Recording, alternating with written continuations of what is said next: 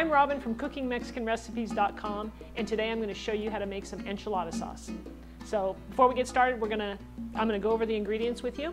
Okay, so we're going to need 2 cups of low sodium chicken broth. Today I had regular chicken broth, so we're going to use that.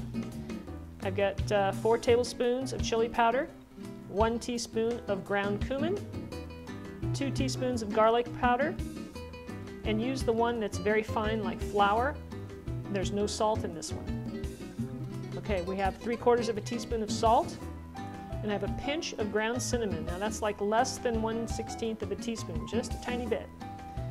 Over here we've got a little less than a half a teaspoon of sugar. And for our roux, I've got 3 tablespoons plus 1/4 teaspoon of white flour and 3 tablespoons of vegetable oil. And we'll combine these two and make a roux. For those of you that don't know, a roux is a thickening agent that we're going to use in our enchilada sauce.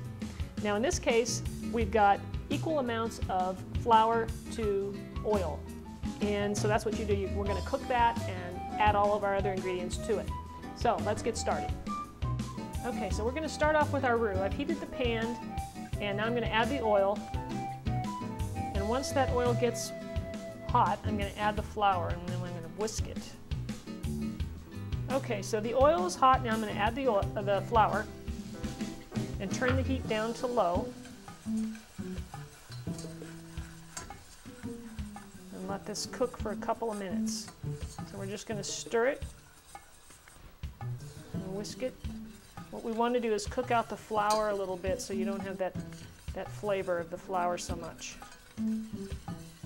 All right, so I've been whisking constantly. Now I'm going to add the chili powder.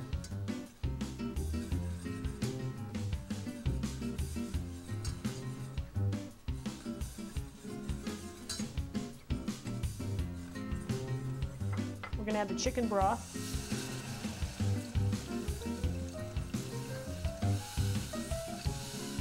And just keep stirring until it's all mixed in. This recipe is going to make about 2 cups. Okay, so I've turned the heat up a little, about medium-high at this point, and I'm going to add the rest of the ingredients and keep whisking as I go. So here's the cumin. I'm adding that. Now I'm going to add the garlic powder.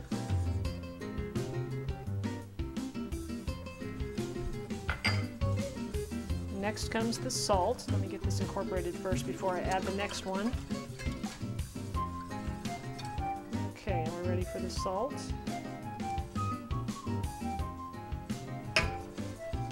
Now I'm going to add the sugar. Now the sugar is a nice little addition because it helps to cut some of the bitterness in the chili powder and gives it a nicer, smoother flavor. And now I'm going to add my last little pinch of cinnamon. Now that we've got all of our ingredients in here, I'm going to turn the heat up just a little bit, and I want to get this to a boil. And then once it comes to a boil, I'm going to let it simmer a little bit for about anywhere from 3 to 5 minutes, and it'll continue to thicken up a little bit. And that'll be it. We'll be done. What we're doing here is you can see it's starting to bubble, and it looks reasonably thick at this point. So I'm going to continue to do this, stirring it, watching it close because I don't want it to burn, and letting it boil for about 3 minutes. And then we'll be done. All right, so my sauce is almost done. I do want to mention that after it's done and as it sits, it will develop a skin over the top of the enchilada sauce, and it'll get kind of thick the longer it sits. So all you have to do with that is just peel that off when you're ready to serve this sauce.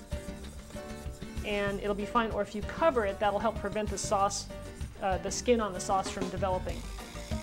So our enchilada sauce is done, and it literally took about 10 minutes to make. So if you're in the mood for some enchiladas and you don't want to use the canned stuff, which really doesn't taste all that great, try this recipe and let me know what you think about it. The skin that I was telling you about is developing on top of the sauce, and the longer it sits, the thicker it's going to get. Now it's no big deal. You probably don't want to mix it in because then it'll make your sauce kind of lumpy. So the best thing to do is to just use your hand and peel it off and just set it aside when you're ready to use the sauce. So that's what I'm going to do here. I'm going to go ahead and I'm going to pick it up like that and just drop it into another plate. So now let's talk a little bit about what we can do with our enchilada sauce. Now obviously we can make enchiladas with it, and I have a video for that. So you can watch that one if you want to make some enchiladas. Or we can do nachos, which is what I'm going to just demonstrate right here because I happen to also have a hungry cameraman who will want to indulge in this.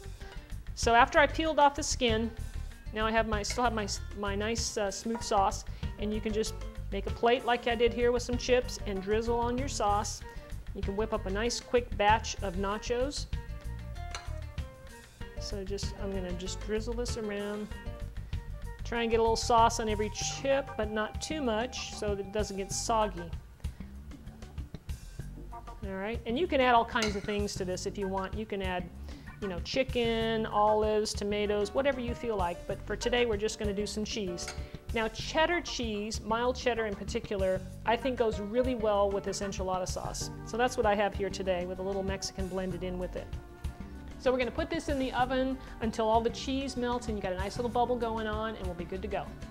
Okay, so I've got my oven almost preheated to about 400 degrees. I'm going to stick the nachos in, and they shouldn't take but just a couple of minutes to heat up. Okay, so I'm ready to take out the nachos. I think they're hot enough. We've got a nice little bubble going on here. Cheese is melted, looks good.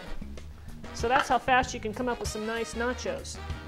Now, some other things you can do with your enchilada sauce other than enchiladas and nachos is you can use it for tamales. Let's say you make tamales or you buy tamales. You can use that to top it. You could also use this for some chili beans.